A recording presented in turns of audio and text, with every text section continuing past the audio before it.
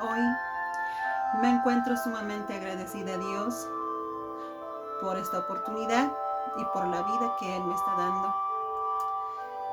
En este momento yo voy a hacer la presentación de los work papers de la materia práctica preprofesional,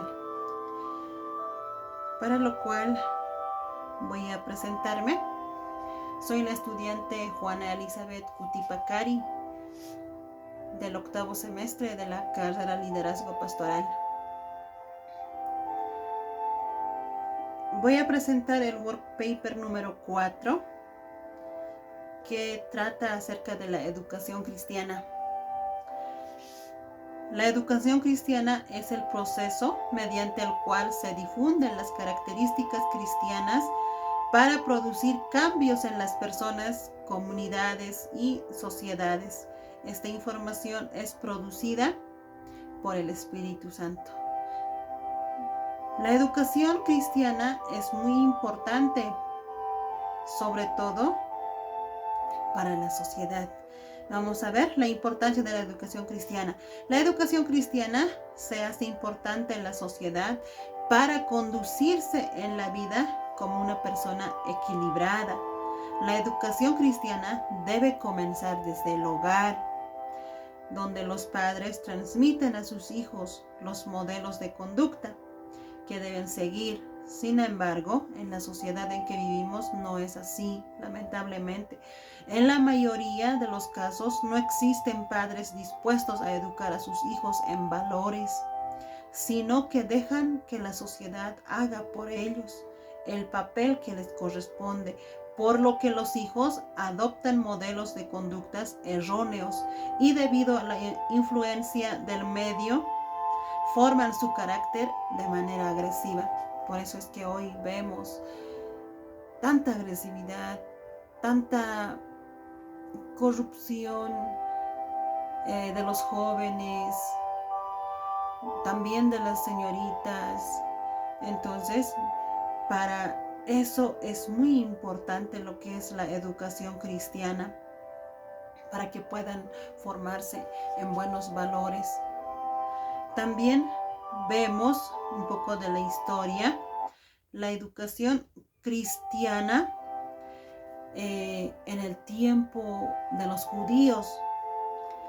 Para comprender los inicios de la educación cristiana, se debe investigar necesariamente la educación de los hebreos, de los judíos, el pueblo que es el pueblo escogido por Dios, puesto que es necesario recordar toda la enseñanza de este pueblo que se caracterizó por ser una educación religiosa.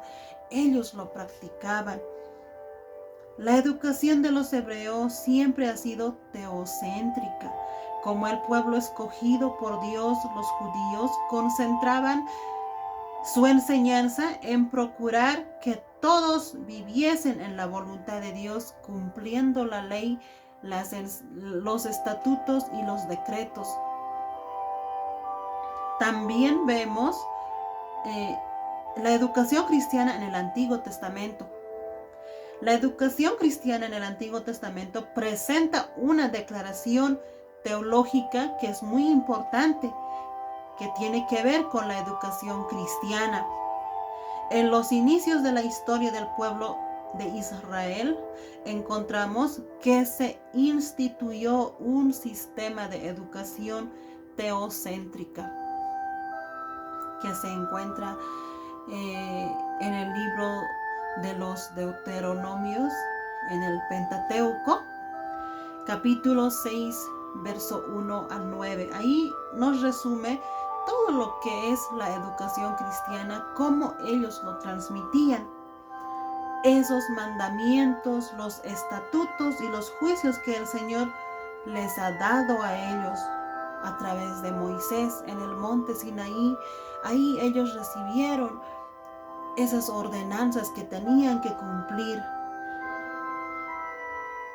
También ahí vemos, ellos tenían que guardar todos sus estatutos, sus mandamientos. Eso siempre pedía el Señor En el libro de Deuteronomios vemos eso. También lo más importante es que ellos lo practicaban.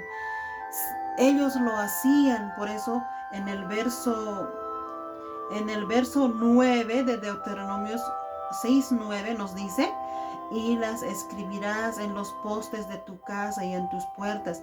Atarás como una señal a tu mano y serán por insignias en tus ojos. Entonces ahí nos dice que ellos tenían que hablar a sus hijos a tiempo y fuera de tiempo, aún escribiendo en los postes todos los mandamientos y los estatutos que el Señor les había dado. Así ellos mantenían esta educación cristiana, formando a sus hijos en buenos valores. Es importante para hoy en día también hacerlo así. Un cristiano debe hacerlo así con sus hijos, como el pueblo de Israel lo practicaba. También vamos a ver la educación cristiana en el Nuevo Testamento. La Biblia dice, según el libro de Segunda de Timoteo, capítulo 3, versos 16 y 17 nos dice: toda la escritura es inspirada por Dios y útil para enseñar, para redarguir, para corregir, para instruir en justicia, a fin de que el hombre de Dios sea perfecto, enteramente preparado para toda buena obra. Ahí también nos dice que la escritura, la palabra de Dios, es útil para enseñar, para la educación cristiana. Es por eso que el carácter y experiencia del maestro debe revelar las siguientes características. Primero, una experiencia real y definida de su salvación personal. Eso es lo primordial para la educación cristiana. Como conclusión damos, en el Nuevo Testamento es necesario actuar en el Antiguo Testamento es necesario, ellos actuaban en la obediencia a la ley de Dios, enfatizando a las personas a cumplir su voluntad. Y en el Nuevo Testamento, aprender lo que está enfatizado con el llamamiento a ser un discípulo de Jesucristo, con un estricto rigor que implica tener una vida de discipulado, de servicio, de obediencia a Dios. Eso es la educación cristiana. Para hoy en día también es muy importante para un líder. También un líder debe ser ejemplo, debe dar esta educación cristiana dentro de su hogar. Así formar en buenos valores. Pasamos a lo que es el work paper número 5, que titula El amor. El amor es lo más importante. El amor es el que Dios nos dio a nosotros desde que hemos nacido de nuevo. Desde ahí es un regalo de Dios. Por eso aquí en las Escrituras nos dice, según 1 Juan capítulo 4:8, nos dice: el amor es la misma naturaleza de Dios, porque el amor proviene de Dios. Entonces aquí nos dice: el que no ama no ha conocido a Dios, porque Dios es amor.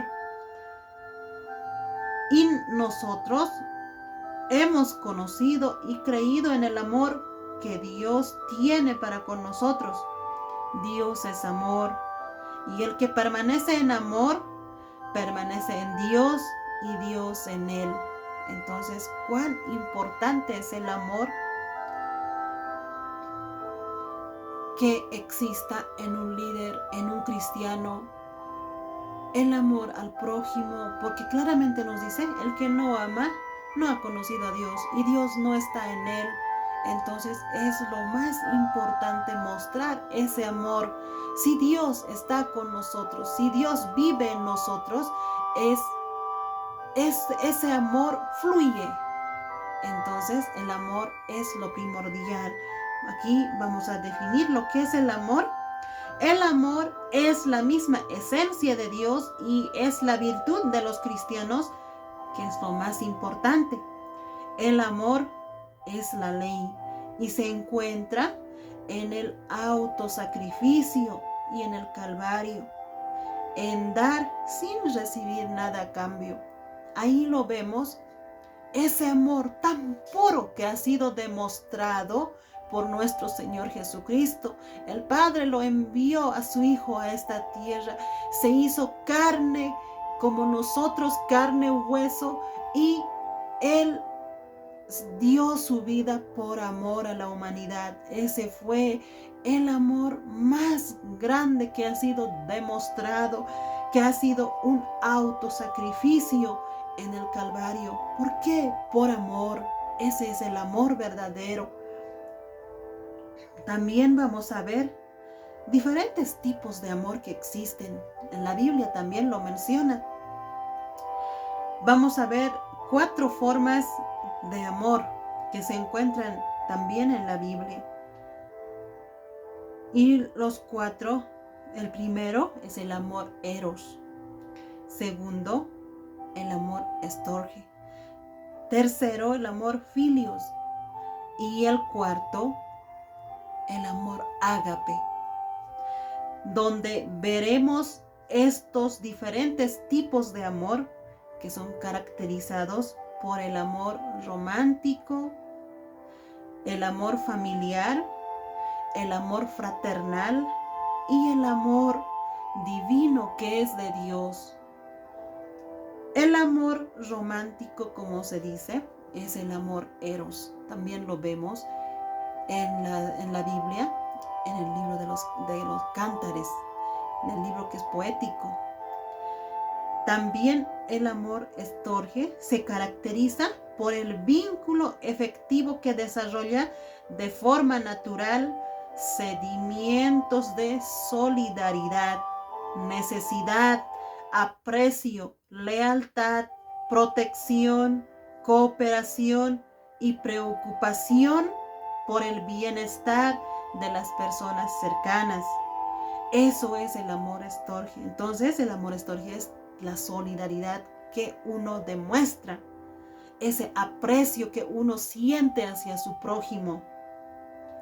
Nos dice en el libro de los Romanos, capítulo 12, verso 10, que ordena a los creyentes a ser devotos los unos de los otros con afecto fraternal. Eso es el amor estorge. El amor filios es considerado el tipo de amor más extenso de la Biblia, ya que busca promover el bienestar común. Amor al prójimo, ahí es donde entra el amor al prójimo. El cuidado, la cooperación, el compromiso y el respeto con las personas cercanas, que no necesariamente tiene un vínculo familiar. Eso lo vemos en el libro de Juan, capítulo 13, verso 35, nos dice: en esto todos sabrán que sois mis discípulos, si os amáis los unos a los otros.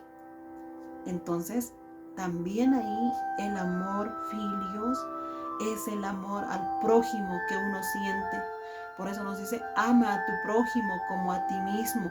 ¿Por qué? Ese amor, ¿de dónde nace? Ese amor fluye cuando Dios ya vive en nosotros. El amor fluye. El amor nace porque Dios está en nosotros.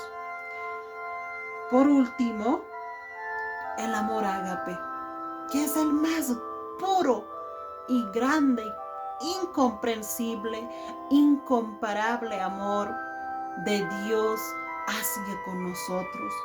El amor ágape es perfecto en todo sentido. Es incondicional, no tiene condiciones. El amor ágape es sacrificial y puro. Jesucristo lo demostró claramente, este tipo de amor, dando su vida por nosotros, por la humanidad. Esos son los tipos de amor. Cuán necesario es el amor que Dios nos da a nosotros, pone en nosotros ese amor y ese fluye para demostrar a nuestro entorno, a la sociedad, al amor al prójimo, lo más importante, pues claramente nos dice, si el que no ama a su prójimo, el amor del Padre no está en él, no ha conocido a Dios, así nos dicen las Escrituras. Eso es el workpaper número 5. Pasamos a lo que es el workpaper número 6. Trata sobre la oración, que también es lo más importante. La oración es una acción sincera y voluntaria de comunicación con Dios, lo cual expresamos con nuestras propias palabras, buscando favor o dando gracias. En el momento más difícil o en cualquier momento, siempre la oración es una forma de comunicación con Dios. La oración a Dios según la Biblia. La oración es una comunicación e intimidad con nuestro Padre Celestial, ya sea para buscar un consejo, por una petición o para darle gracias.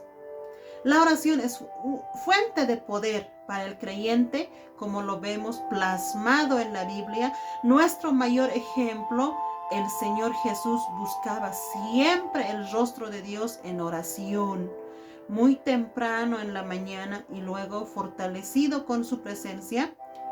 Él hacía muchos milagros, sanó enfermos, resucitó muertos, hizo muchos milagros. Entonces la oración es fuente de poder para un cristiano, para que él pueda llenarse de ese poder a través de la oración y también hacer esas obras.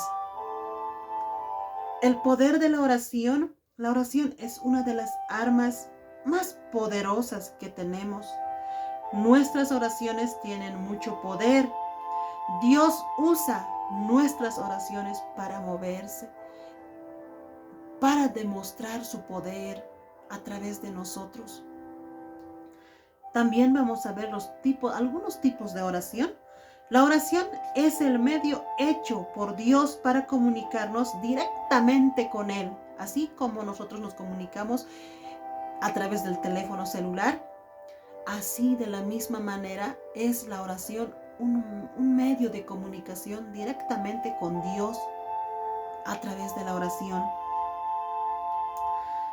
Por eso nos dice, y creyeres en tu corazón que Dios le levantó de los muertos, serás salvo. Esa es la oración de fe. Cuando uno confiesa de corazón, cree que el Señor Jesús ha muerto por él, entonces esa es la oración de fe, donde se demuestra en el libro de los Romanos capítulo 10 verso 9. Otro es la oración de sanidad, donde nos habla también en el Santiago capítulo 5 verso 14 y 15, donde nos dice, ¿está alguno de vosotros enfermo? Llame a los ancianos de la iglesia y oren por él. La oración ahí es lo más importante para poder obtener esa sanidad con fe, una oración con fe.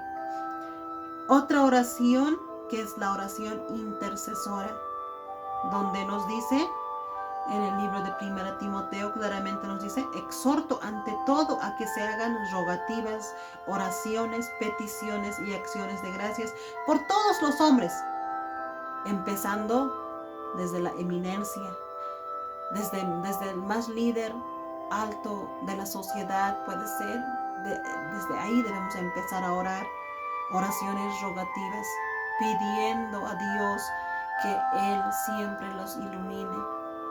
También la oración de petición, según Juan capítulo 15, 7 nos dice, si permanecéis en mí y mis palabras permanecen en vosotros, pedid todo lo que queréis y os será hecho. Si uno ora con fe, tiene alguna necesidad, dobla rodillas, ora con fe y Dios responde, oye. Aunque no al mismo instante, Dios sabe cómo y cuándo responder a esa oración. También vamos a ver hombres de oración. Un ejemplo que fue Job. Él intercedía cada mañana, se levantaba por sus hijos, por su familia, él oraba. Abraham también de la misma forma fue un hombre de oración que oraba muy de mañana. Jacobo también, según Génesis capítulo 28, 18 a 19, vamos a ver su oración de Job. Moisés también, otro hombre de oración, según Éxodo 34, 1 a 5, para presentar ante Dios, sube de mañana él para comunicarse personalmente con Dios a través de la oración. También otro hombre de oración que es David, el más hombre. Vemos en los salmos las oraciones de David, varias oraciones. Él era un hombre ejemplo. Él oraba a Dios y Dios dice, David me agradó conforme a mi corazón. No hay como David, mi amigo David, así lo menciona Dios a David. Entonces David es un hombre de oración, un ejemplo para nosotros también. Otro que es nuestro Señor Jesucristo, también ha sido un hombre de oración cuando Él estaba cumpliendo su ministerio aquí en la tierra. Él también oraba. Según Marcos 1:35 nos dice, Jesús no oraba porque era pecador, porque Él no tenía pecado. Jesús oraba porque amaba a su Padre. La gente siempre buscaba un hombre que ora. Por eso, la oración de mañana te sincroniza con la agencia de Dios y el plan de Dios para nuestras vidas cada día. Entonces, la oración es una sincronización entre Dios y el hombre. Cuán importante es la oración para nosotros. La oración es fuente de poder. La oración, a través de la oración se puede sanar enfermos, se puede hacer muchas cosas. Entonces, la oración es lo más importante para un cristiano. Estos 3 temas he podido realizar, los work papers. Primero, que es la educación cristiana, también es lo más importante, educar a nuestros hijos en buenos valores. Segundo, que es el amor, también lo más importante, el amor al prójimo. El amor tiene que fluir de cada uno de nosotros. Tercero, la oración, también es lo más importante para un cristiano, que es una fuente de poder. La oración es el que nos sincroniza, que nos conecta con Dios y con nosotros. Eso sería los 3 work papers que he realizado. Dios los bendiga a cada uno de ustedes. Muchas bendiciones.